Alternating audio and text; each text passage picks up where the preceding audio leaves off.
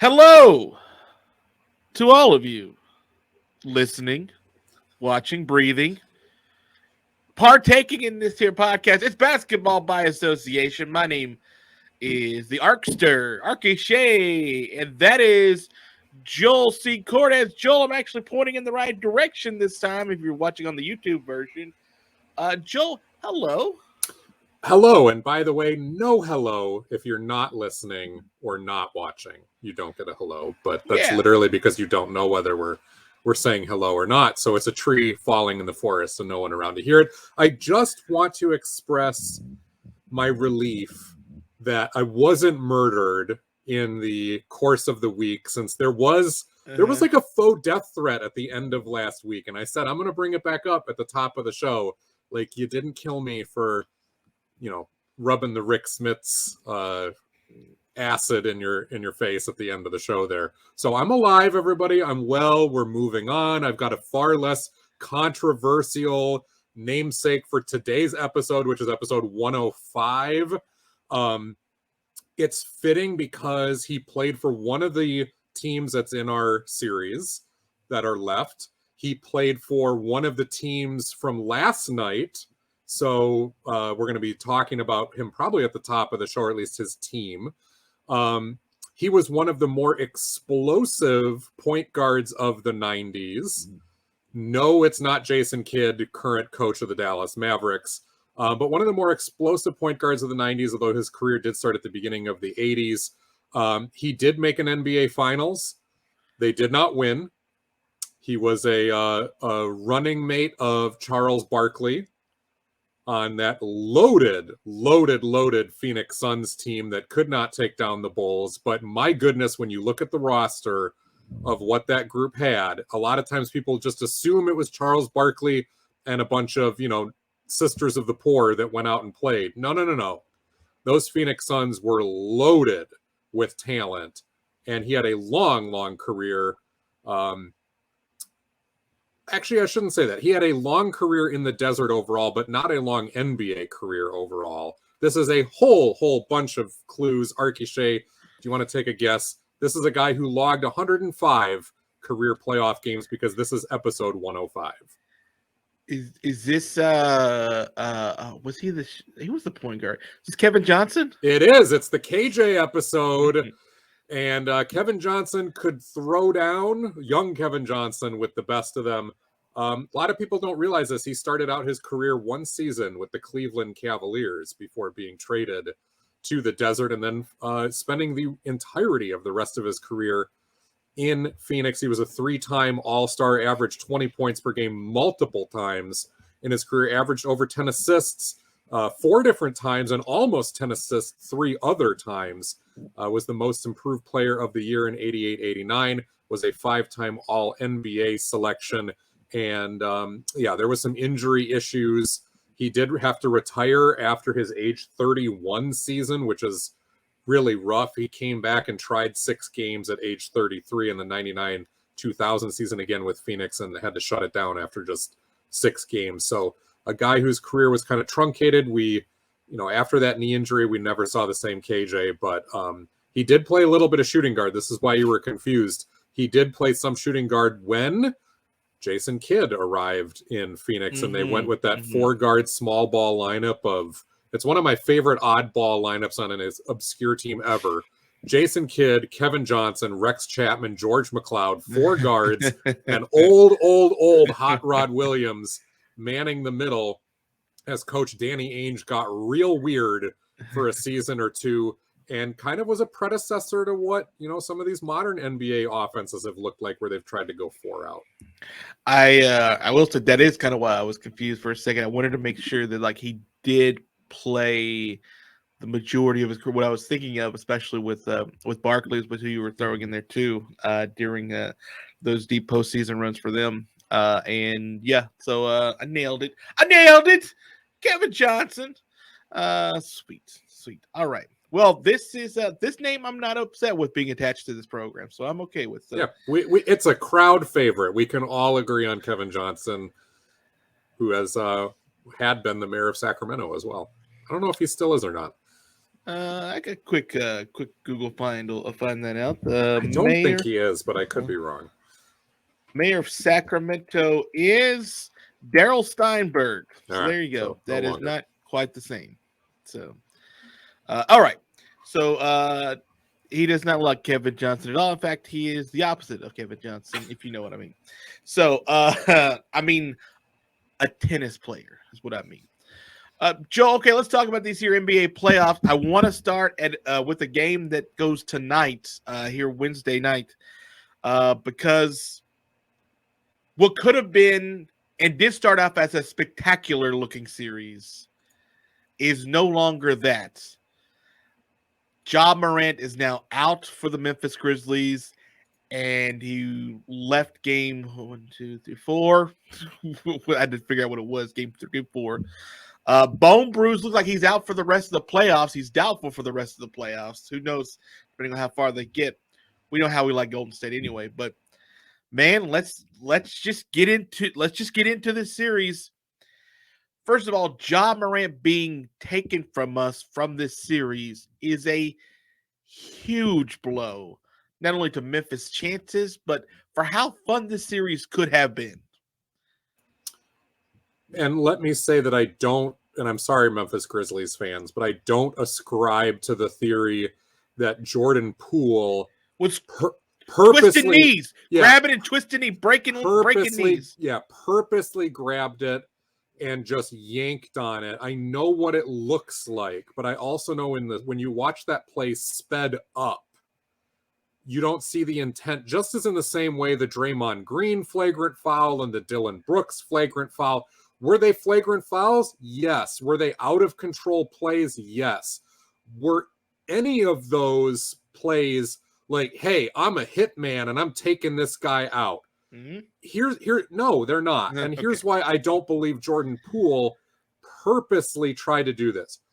Do Grizzlies fans understand how freaking important Jordan Poole is to the Warriors right now? That is not the guy that you send out to go be a thug and a hitman. If you're going to do that and you're going to play that way, and I don't believe that Steve Kerr or any of the Warriors, we've never seen that real MO outside of Zaza Pachulia doing something a little bit shady with Kawhi Leonard, but I think Pachulia went rogue. Pachulia was not as important to the Warriors as Jordan Poole is to the Warriors. True, but there's only one reason we know the name Zaza Pachulia. Roughly speaking, yeah. Definitely speaking. That's not the guy that you send. You send some rando guy off the end of the bench who does not matter if they get kicked out if you're truly going to have a hit on Ja Morant. The Warriors didn't do that. It makes no sense. Jordan Poole is arguably the second, probably more likely the third most important Warrior on the team right now. He's more important than Klay Thompson. I could say you could make a good case for number 2 right now. Yeah, I mean, is he more important than Draymond Green? I don't know. I don't think so. I would argue with that. He's not more important than Steph, but that's not the guy that you risk being suspended not only for one game in the series, but multiple games in a series, that sort of thing. So it's a bang play. It's out of control. Yes. It deserved a flagrant. Yes. Just like Draymond and Dylan Brooks deserved their flagrants. And yeah, we're robbed of Ja Morant. This is not a case of Ja Morant being like freakishly out of control and getting himself hurt, because we've talked about before that Ja is going to have to continue to evolve to keep himself healthy, much like point guards John Wall and Derrick Rose and Russell Westbrook. Play, he's just standing there, basically. Right. There's nothing that Ja did in this case that's applicable, so it does feel especially egregious that we don't get to see him in the series. And yes, I know the Memphis Grizzlies were freakishly, surprisingly good without Ja during the regular season, but this ain't the regular season. It's a series. It's the Golden State Warriors. That's not the type of series that you can survive without Ja. You might be able to be respectable. And again, the Grizzlies only lost by 3 points. That's right. Without Ja Morant. So they're going to keep fighting, and they might win another game in this series. They might make the Warriors really, really sweat in a game 7. that's going to go back to Memphis. Like, it could get real weird here, but we can't go on that past record and say, oh yeah, the Grizzlies are still somehow the favorites, or they're now the massive underdog. And that's really unfortunate because we love what we're seeing. But it's also, I mean, it's one more bump in the road, right? The Grizzlies took a lump last year, but they had some success. This year they've had more success, and now they've had an unforeseen hurdle. This is just priming this Grizzlies team to then come out and be like a juggernaut, battle-tested group next year. So Warriors, you got the upper hand right now. Enjoy it while it lasts, because the Grizzlies are coming for the Western Conference. Yeah, I do want to mention, as you just did, it ended up only being a 3-point game, right? Like there was very much, that game was very much in doubt. So let's not act like it destroyed the Grizzlies. The Grizzlies, like you mentioned, they're kind of right now too young to know any better. Like, and they're really talented to also know any better either. Like, they're super young, super talented, and like they play with a fire that is really hard to sort of duplicate sort of anywhere else. And like, let's be completely front-worthy with this Warriors team. They're a little older, right? Like, you could have a upstart Memphis Grizzlies team even without Ja, which I think they were like 25-2 or something without the season. Like, they could give you another game. Absolutely, they can. Like, I don't like it when you get as much time in between games to prepare for, the said Grizzlies, and it makes it, that's why I think the older teams, the wiser teams, the teams that have been there, it's why they advance more often, is because you don't have the opportunity to sneak up on them in a game on a back-to-back night or even 2 out of 3 nights.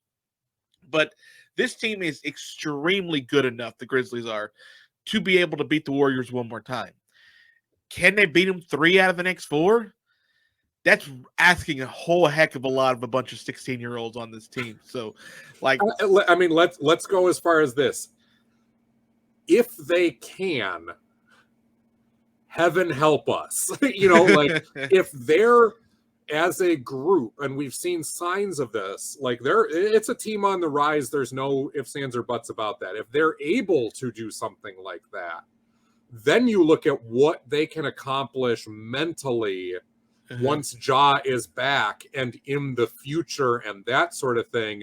And we're going, this is not just a Western Conference contender. This is the Western Conference favorite in the making, and potentially a team that could get a couple of rings because they got it together. They know where they're at. It's a huge test. It's not out of the realm of possibility.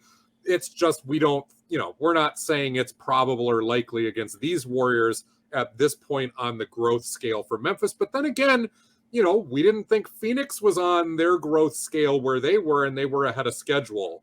But the Warriors had their ascent too, And maybe I speak for the more, boy, I hate that this really blows smoke up, the more educated fan base, the one that watches more of these games.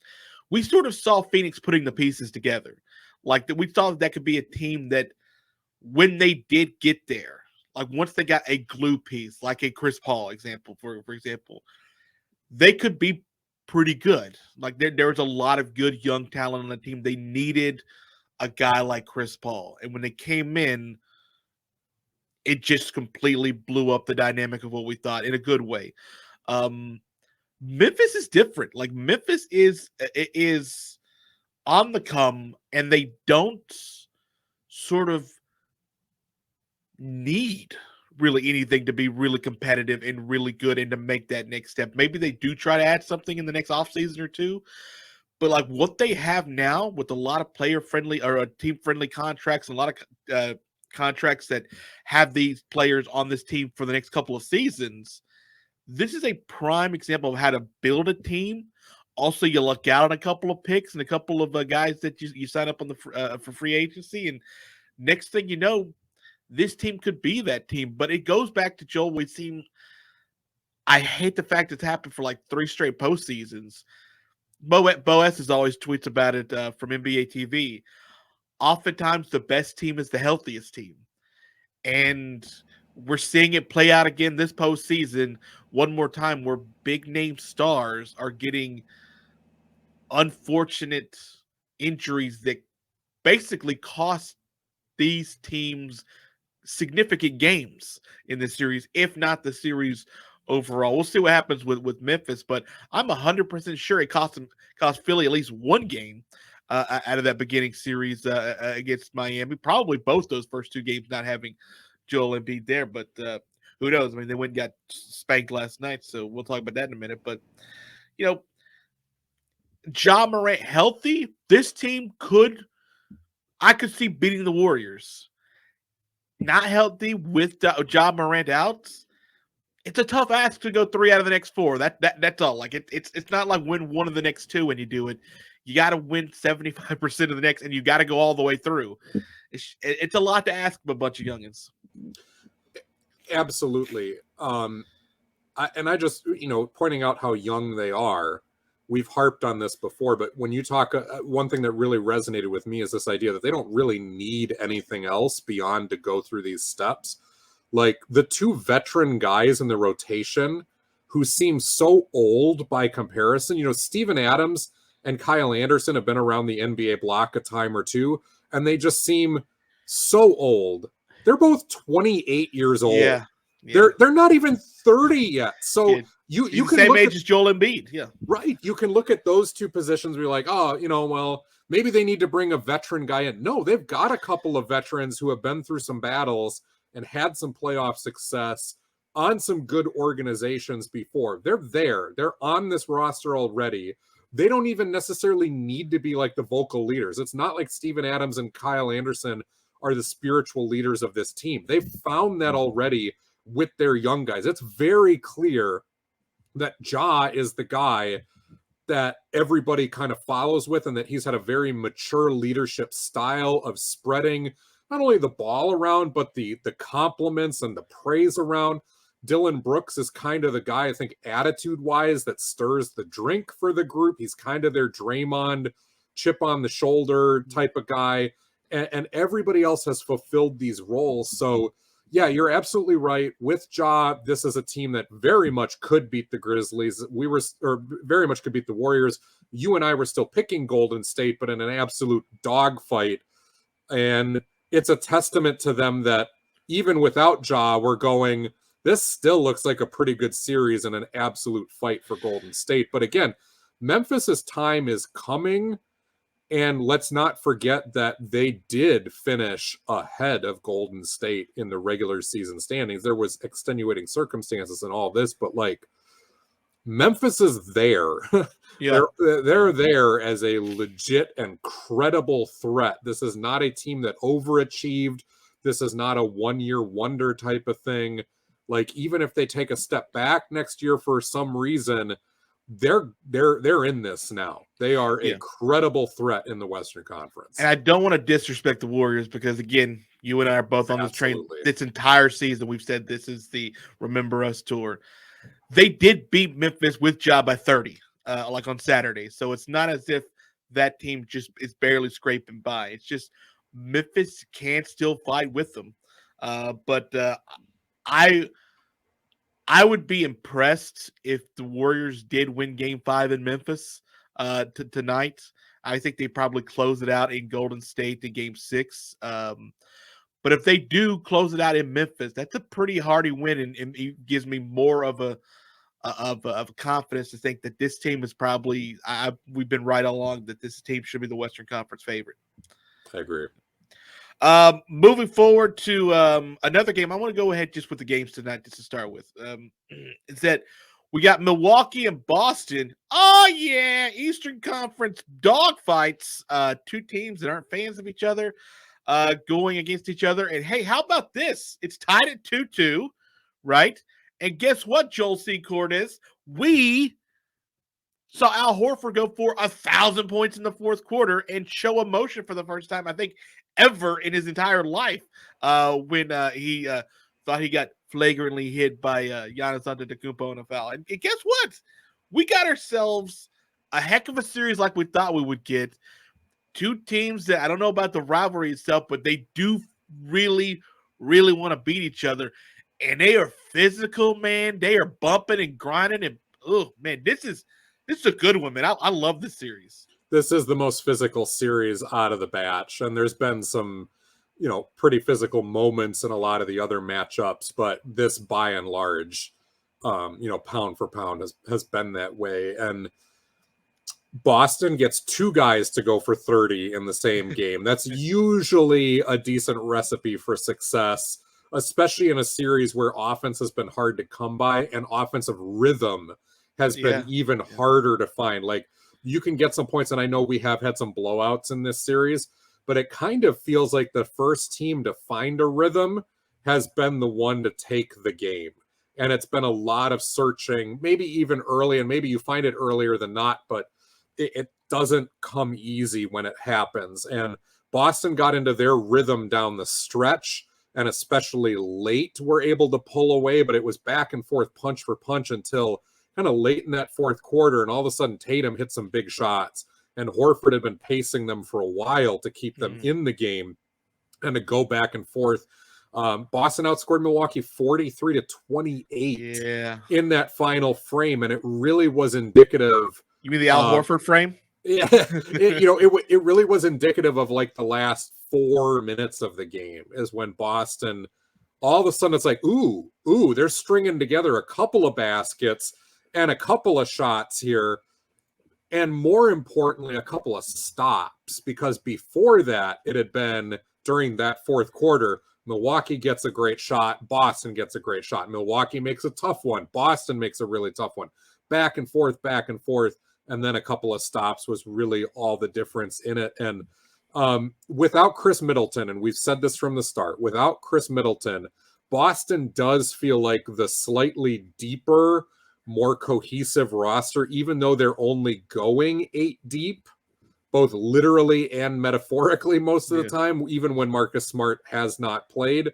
he did play in game 5 there, game 4, excuse me. They feel deeper, but it's not by enough to make Milwaukee out of this, because Milwaukee does have the greater superstar out of the two teams. And enough of a supporting cast, including a championship battle-tested supporting cast, to hang in there.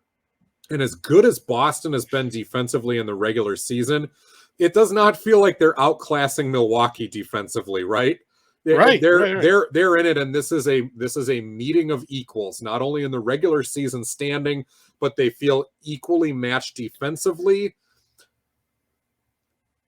I think Boston again can attack you from a couple of maybe different extra superlative ways, but that would be a different story if Chris Middleton was in the series, and Milwaukee is doing enough to stay in it. It's, I'm concerned that game 7, is in Boston, that Milwaukee was not able to wrap up the second seed. That may really come back to bite them if they don't have Chris Middleton by then.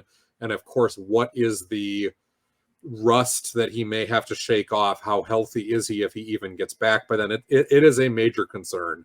But man, it's been a good series. It has been, and these are Giannis's numbers through the first 4 games: 24, 13, and 12. That was game 1. 28, 9, and 7. 42, 12, and 8. 34, 18, and 5. Like, you can't ask a whole heck of a lot more from like your number one, your MVP guy. Like, he is doing as much as he humanly can. And apparently, if you stare down Al Horford a little bit too much, that's when you activate the beast. And maybe that's the big mistake he made. Ime Udoka, excuse me, I'm sorry. Ime Udoka, Al Horford said after that game 4 that little stare down between the two actually sort of got not only Al not back into it, but into it to a different level, but also the team. And it's kind of interesting to hear like a head coach sort of say, yeah, that little like stare, that fired up the team. And like in a close game, you think, all right, whatever, a little bit will do you, but maybe Giannis should close his eyes when he goes to play defense. I don't know. Like, I don't know what mistake that was supposed to be, but I think it just comes down to, don't try to show us up when we're such equals. Like, you may be a former MVP, you may be an NBA champ, but don't show us up. This is absolutely a dogfight, and You think you got the upper hand? All right, here we come. You look at what Giannis is doing, and I don't think there's much more that he can or should be asked to do. Brook Lopez has done a nice job of trying to step up and fill the third spot for Milwaukee, which is a role that he hasn't really played in a while, at least a couple of years. Bobby Portis can give you some of that punch sometimes, but is a streaky guy. I think the difficulty here for Milwaukee is that Drew Holiday can be your second best player, but can he be it every single night? In game 4, he's 5 of 22 from the floor, just 16 points. He was minus 23 while on the floor. And remember, Drew's not just a really good offensive player that you need, but Drew is one of your lead defenders. And so to be that shaky, and granted, he had 16, 9, and 7, and only 2 turnovers. So it's not like he completely crapped the bed. But the plus minus is really disturbing. The shooting percentage is disturbing when Drew Holiday is supposed to be your third best guy. And on the nights that he's not getting it done, all right, well, that's where you lean on Brook Lopez. That's where you lean on Bobby Portis to maybe step up and fill that gap. And yes, on the occasional off night for Chris Middleton, now you've got Drew or Bobby especially to be able to stick in there as a guy that's going to give you those points. The difficulty for the Bucks is Giannis is the constant, but he is not allowed to have an off night. He is not allowed to have a non-superhuman night at this point. Yeah. And you are asking and expecting that Drew has got to be a star level player, not a superstar, but a star level player basically every night in this series. And that's where you miss Chris Middleton so much. You look over at Boston and it's a little bit of a different dynamic. Jason Tatum, you want to be your superstar every night. If there's the case that he's not, then you got to hope that Jaylen Brown fills it, but they've done that before. They can go 1A, 1B. Who's their third guy? The answer is question mark. That can be a weakness, but that can also be a strength when some nights in the past it was Marcus Smart. Some nights it's been Al Horford, especially not to that degree, but a lot of times the third guy is just filled by committee. It's enough of Grant Williams. It's enough of Derek White, or you get the weird Peyton Pritchard game where he gives you 17 points off the bench, something like that. But you still have Horford and Smart to pick from, and it's that committee approach. Milwaukee is trying to do that same thing, but they have a much tougher time filling that second banjo role without Chris Middleton. Yeah, again, goes back to what Boaz just says. The healthiest team is often the best team at this point.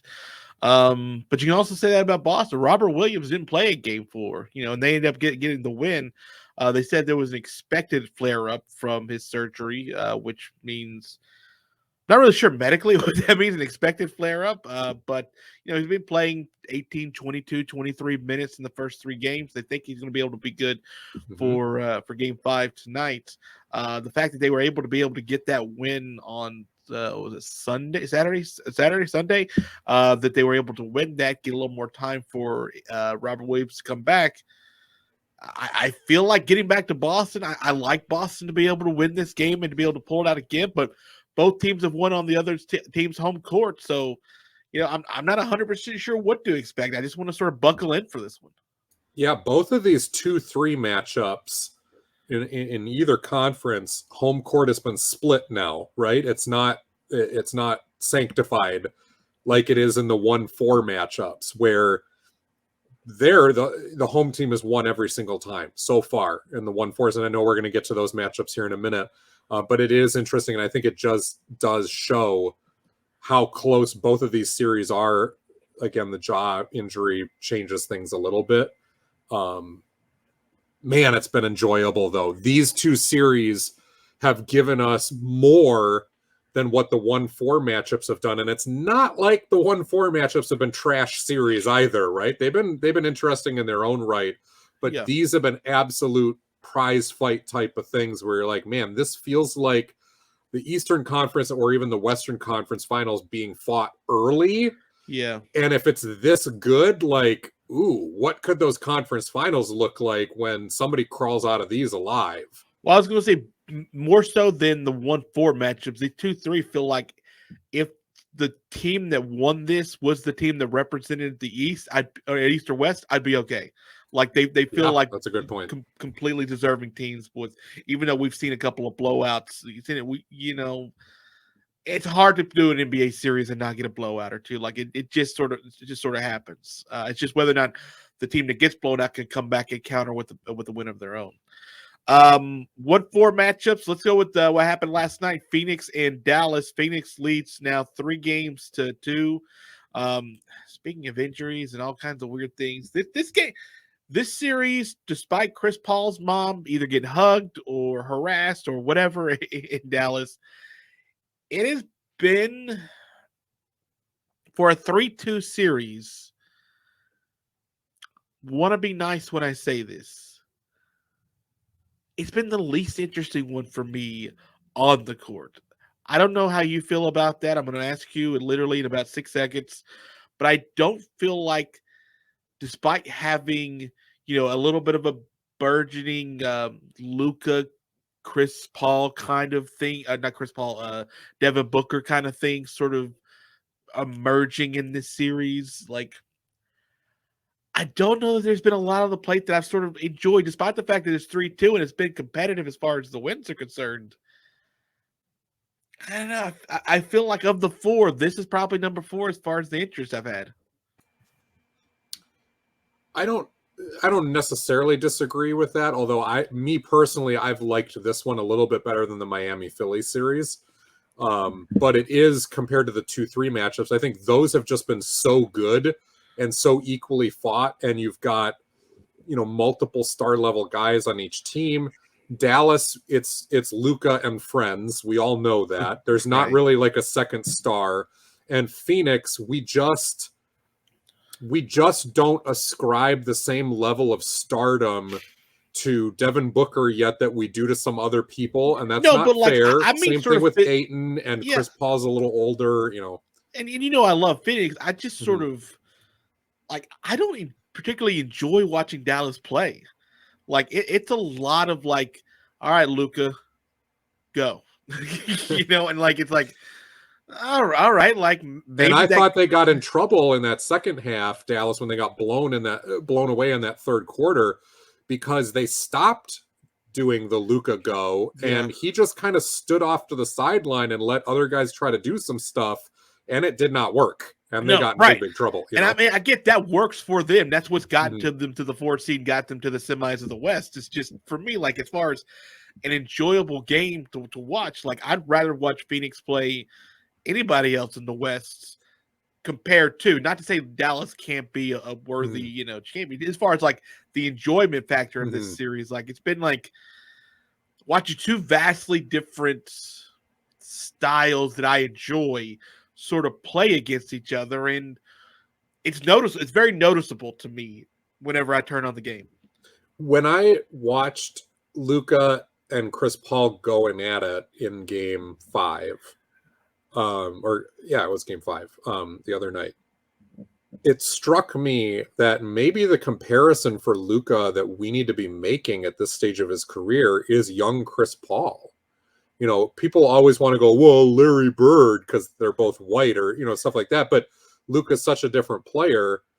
But there are few people in recent NBA history who manipulate an offense the way that Luka does. But one of the few guys in the recent era to do that was Chris Paul's ability to handle the ball through almost an entire possession, manipulate everything going on, be such a star at that level. And yes, he could kill you on offense. He could take some crazy shots, but he wanted to set up guys for shots. And he was either going to sink or swim off the fact that those guys who he set up either made or did not make their shots. And that's Luka really to a T. Now, Chris Paul was the better defender during his height than Luka. Luka, I think, can do a little bit more offensively because he's got the size that Chris Paul never did. But I've just been struck by that comparison of where they're at in their career of, Chris Paul on the Hornets at that time, they struggled to make the playoffs sometimes. But when they got in, they had some decent series, but there wasn't enough help. Dallas probably has a little more help for Luka than CP3 did. It's cool to see these two, I think, very unique offensive minds, very similar offensive minds, going at each other at different points of their career, their different builds and all that sort of stuff. But Phoenix, the difference is more they just have more players that you can run the offense through at different times. But I think the real secret sauce for Phoenix and what they discovered in that third quarter, but they were already getting it by the second quarter of Game 5, is that their offensive rhythm comes from their defense and the defense's ability to disrupt and get some turnovers, even if you don't get to get out and run off of it, but just to get a couple turnovers and go down on the other end and get into your offense. And whether that means a quick hitter in transition or more likely that they are able to get into something in rhythm and run it, that's so important for this Suns team. Whereas in Dallas, yes, the Mavericks started hitting some shots, and so that meant fewer turnovers to force, but Phoenix just didn't have the same energy or disruptiveness. And then I don't think it was a surprise that they were having such difficulty, despite such talent and cohesiveness, finding rhythm. They talked about that in both losses. They just were not in rhythm, and they'd get a shot here, they'd get a shot there, but they'd get some open looks, and they just couldn't knock them down.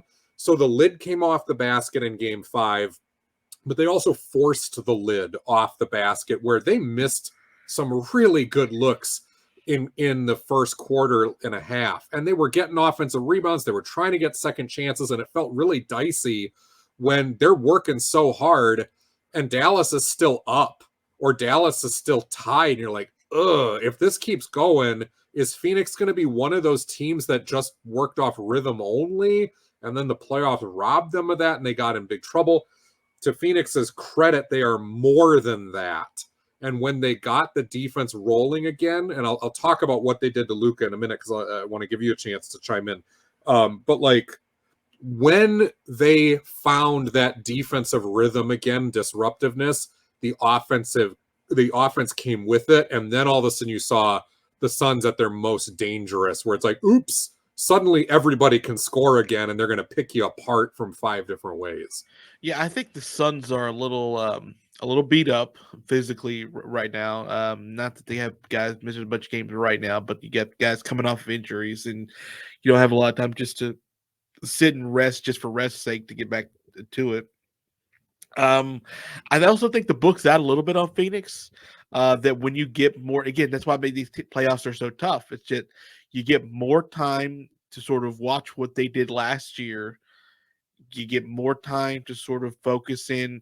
You may implement some things in some game situations during the season, but knowing now that you get to play them, you get to really go full bore at them. And I think it's just been a little tougher for them physically to be able to get what they want. And like you said, like they've gone through stretches where they've missed good shots. Like it's just they've done what they've done right, except for make the basket. So it's not. Sometimes that's just why basketball is funny that way. Like it's just sports. The ball isn't just guaranteed to go in, no matter how good the place that you have was. I'm interested in what you hear about Luka. Let me unmute. I thought the defensive adjustment by the second quarter and especially the third and onward was to stop trying to deny Luka of where he wanted to go. This is usually how teams try to tee off on him, is like, let's not let him get where he wants to go. Luka is too good. He gets where he wants to go almost regardless of what you do defensively. And there's or if he doesn't get to exactly where he wanted to go, then because you doubled him or you brought help, you brought a shade over, whatever, he just finds the open guy. And if they're knocking down shots, Dallas is really tough. If they're not knocking down shots, you see the limitations that the Mavericks have. Phoenix started to go more straight up on Luka and just let Mikal Bridges fight him, which he's been doing all season, or all series, I should say. But every time that Luka still got where he wanted, it was like Luka got there and it's like, oh, maybe I actually want to get here? It's almost as if he didn't know where he wanted to go, or once he got to that spot, Phoenix was sticking so well to all of the other options that you saw Luka passing to a guy who was already guarded, no longer open like they had been before, but already guarded. And Luka had some hesitance to continue taking the shot when he was there, because where he got to was actually not a great shot, and Mikal Bridges is such a good defender that it was going to be a tough shot. And I thought that made some big difference, because then Phoenix forced some turnovers out of it. The broadcasting crew made a great point about Mikal Bridges has struggled offensively in this series, and we saw such growth from him through the regular season as a guy who, can really pretty routinely put up close to 20 points. He has not been anywhere near that in this series. And they pointed out that, he's having to guard Luka like on almost every possession. Yes, they've put Chris Paul on there a little bit and sometimes in switches and stuff like that. But it's been Mikal Bridges' job. And you can see it in Bridges' jump shot that his legs, even though he's an Iron Man, his legs are more tired than usual. His shot is flat. It's a line drive. It does not feel good when it comes off. And I think, I don't know if Monty Williams or somebody else pointed this out to Bridges, but it's like, dude, don't worry about the offensive side and the fact that it's not working for you. We just need you defensively to be on that island and just make Luka work, because the rest of us are not coming to help you anymore. We're not going to hedge and trap. We got to stick with these other guys who cannot beat us off the dribble. And they can beat us if they hit open shots, but they really can't beat us one-on-one. So we're going to go that route. Again, that's what I think I saw as the defensive adjustment. And it made the world, because you get a couple of turnovers, you get a couple of stops, and suddenly Phoenix goes down on the other end and is in a rhythm. And those shots that were not falling for the Suns, suddenly Devin Booker, it's like, oh, yep, he is a really, really good offensive player, and you can't hold him. You can't hold him down for an entire 4 quarters. And when he starts going and Bridges got a couple of easy baskets in transition, suddenly Ayton gets a couple of good looks. Chris Paul really didn't score much in that game period, but other guys did. And, even Cam Johnson, who's really struggled in the series overall, was able to come in. Landry Shamet hit a couple of big shots, and it just felt like the Suns found some rhythm on both ends. Yeah. Boy, I think that's kind of a fascinating find that I sort of like these sort of like, oh, whoop, am I supposed to be here? I didn't want to be here. Wait, did you just trick me? I don't want to. Did you just let me here? But this is where you actually wanted me to go, and it's where I thought I wanted to go. Oops.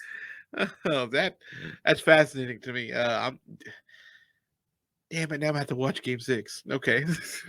Just to sort of, with that in my head, just to see if like we get like a goofy look up, like, what am I here? All right. Final games, final series to discuss out of the 4. Miami leads the Philadelphia 76ers, but it's 3-2 because Joel Embiid showed up in games 3 and 4 at home. Joel Embiid showed out in games 3 and game 4 and at home, and James Harden didn't have to try to be the hero. He could not be for that team. Even the series, you go back and then pow, right in the kisser, as they say on the Family Guy. Kick you right back in the nose, does the Miami Heat. This game is number 3. The series is number 3 as far as most fascinating, not because we've been particularly close in any of them, but because when you reintroduce the guy who I thought should have been the MVP, no offense to Jokic, like that guy deserves it. He had all kinds of great numbers. I was going to ask you about that. I'm glad you're bringing this up. It's kind of a tangent, but did you believe that Embiid should have been the winner over Jokic or Giannis, who are kind of the other two credible options? Now, you'd vote before these series obviously happened, but I think this series shows how valuable he is. Without him, that Philadelphia 76ers team gets swept in 3 games. Like, they don't even make it to 4. They just phone it in for 4 and say, look, we're good. You guys go back home, go back to Miami. We're good. But because of Joel Embiid, like, there's a monsterness to him that I think that it's hard to sort of replicate how much a team is centered around one guy, and that guy delivers in the biggest moments, in the biggest games for the most part. I know he had a terrible plus minus yesterday. Excuse me. I think it's like his worst playoff plus minus ever. But he's the reason this series isn't over right now. Like, he's the entire reason this series isn't over now. He's the entire reason that I think they won the first series to start off with if it wasn't for him. He's the reason Philadelphia, I thought, should have been good enough to get the 1 seed throughout the season, but they were still able to hold on to get a 4 seed like out of this.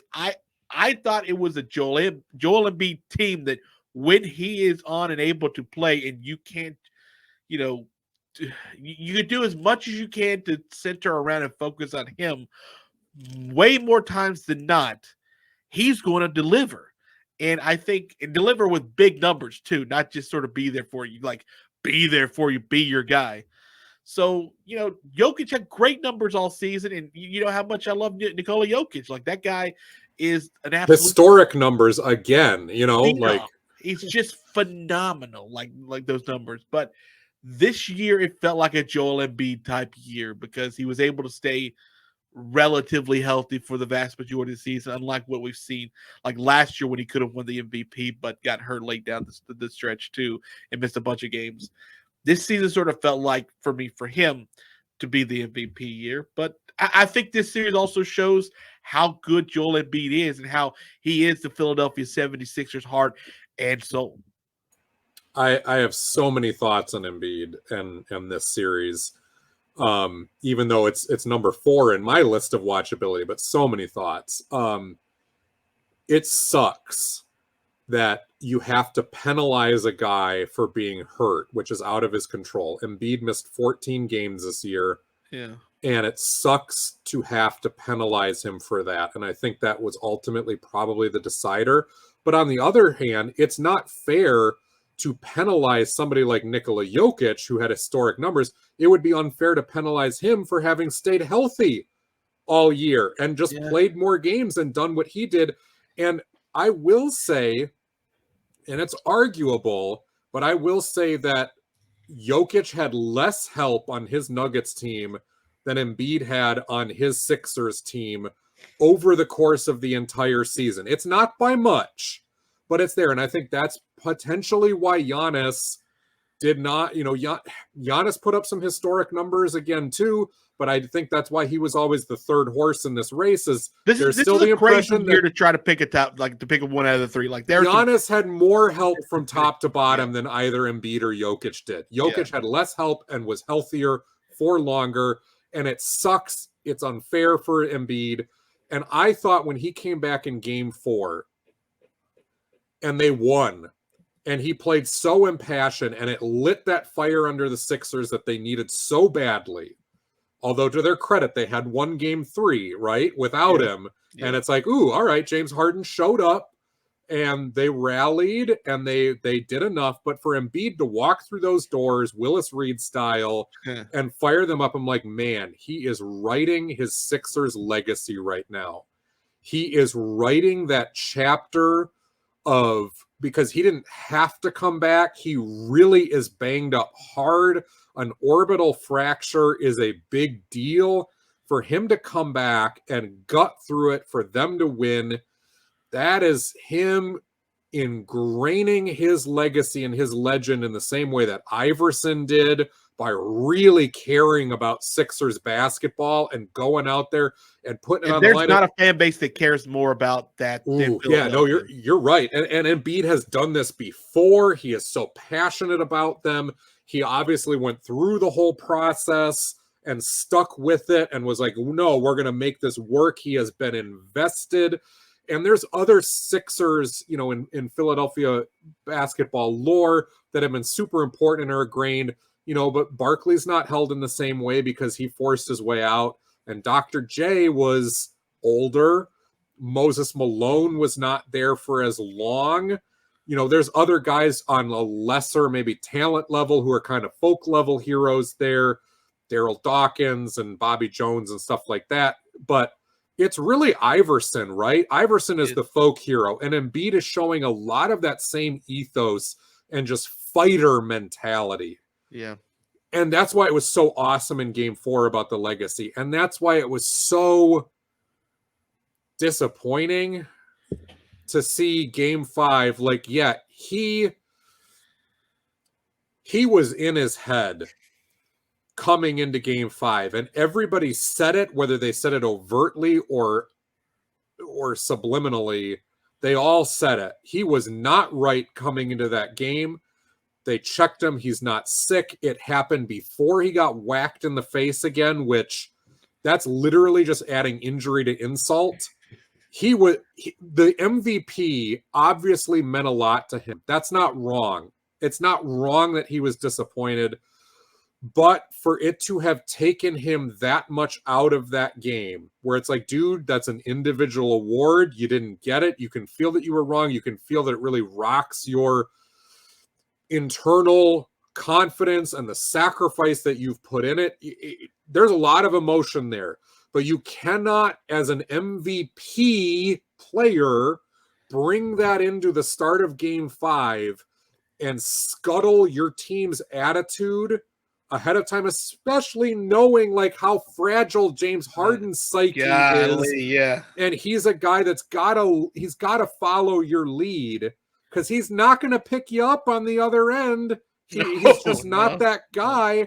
And the rest of the Sixers, and you're facing a Miami team that just it's Mr. Burns going, excellent. As soon as they see that you're not there, they're going to capitalize on that. Like, it was so damaging. And then, yes, he got whacked in the face. And I am sure that just was the nail in the coffin for them, because he was not right in the head to begin with. You know what I think? Besides the fact that I don't think they should be announcing who wins these awards during the playoffs, like there's no upside to it for anybody. Like, no one, you could wait till after the season. You could have your own award show. Like, there's nothing that's really positive about just saying, here's who the player of the year is, who's the defensive player of the year. Like, it just doesn't make sense to do it right now. But I think if Joel Embiid had won that MVP, right, that slap to the face goes from in your head to you're the Hulk. You Hulk up. You're right. I think something like that can change a mentality of a dude where you don't like. He goes from like, I'm going to fetal position for a day because this sucks. I'm hard. I still don't get this award. What more do I have to do? To you won't like me when I'm angry, kind of situation with that slap in the head. So, yeah, like, listen, I love Joel Embiid.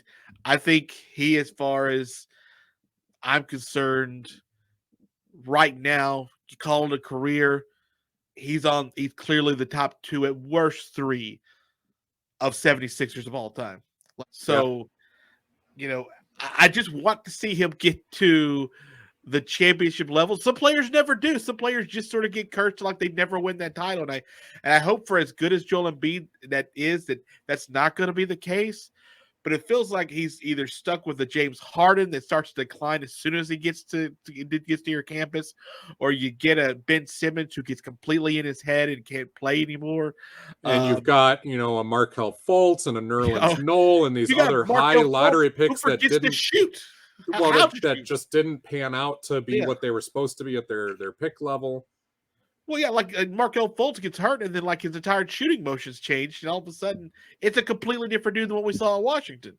So, like, Joel Embiid, just as good as he has been, and that team has been at times, has just not quite had enough to get to where I think that kind of player's level deserves to be at. And I hope he's not sort of cursed for that throughout his entire Philly career. And I hope that he's able to shake this off, because he really badly needs to. I understand, and I don't want to play armchair psychiatrist, because that always gets dangerous. But at the same time, Embiid has said enough publicly. There's been enough said publicly that we can go based off of that. It was really important to him to win. Yeah. And it does make sense the optics of it of like, wait, you're giving the MVP to a guy who's not even in the playoffs anymore. You're giving the MVP to a guy who got his team to 6th place in the Western Conference. I got my team to 4th place, and I'm tied record-wise with the team that was in 3rd place, and I'm 2 games back of the team that won 1st place in my conference, and you're giving it to that guy? I understand the disappointment, but it is a lesson. This is one of those career and life lesson things that, okay, you got slighted, but if you believe that you're the MVP, you still have to be the MVP when you're not the MVP. And so now are you going to learn from that and come back in game 6 when you're down 3-2 with that same fight that we saw from you in game 4 and in the other games before this when you were more healthy and didn't have the orbital fracture? Are you going to put this team on your back and come back with that fighting spirit and put this one behind you and realize that you made a mistake? You did, whether it was avoidable or not, you made a mistake for getting in your head that much and not being the leader that your team needs every single freaking night because it does not have that infrastructure otherwise, and that's just the way it is. Are you going to be able to do that? Or here's where it gets really unfortunate. If he is still in his head and not there and they go down in 6, we're going to look at it as, man, Joel Embiid got hurt. That's really unfortunate. They were in a tough fight. They couldn't get it done. And oh, by the way, there's this asterisk that as soon as Embiid didn't get the MVP, he kind of pouted and they kind of lost the series. And that's going to be, again, part of the legacy where there's different guys throughout their career. A moment happen. A Clyde Drexler gets shown up by Jordan.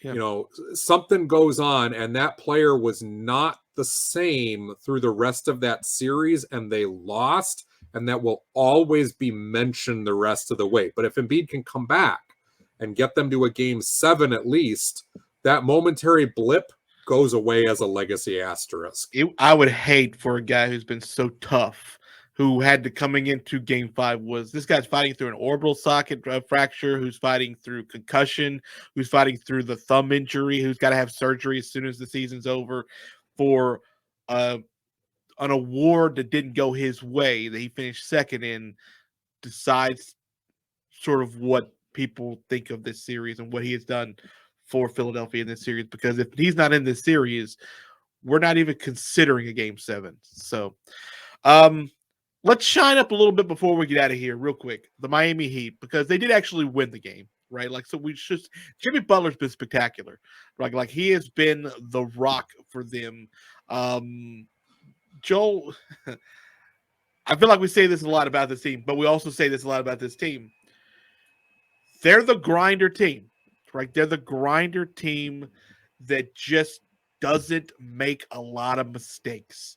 And that when they see you make the mistakes, they sort of I compare them to like the New England Patriots when they were good through their dynasty. Like Bill Belichick didn't beat a lot of teams. I think a lot of teams got beat by him.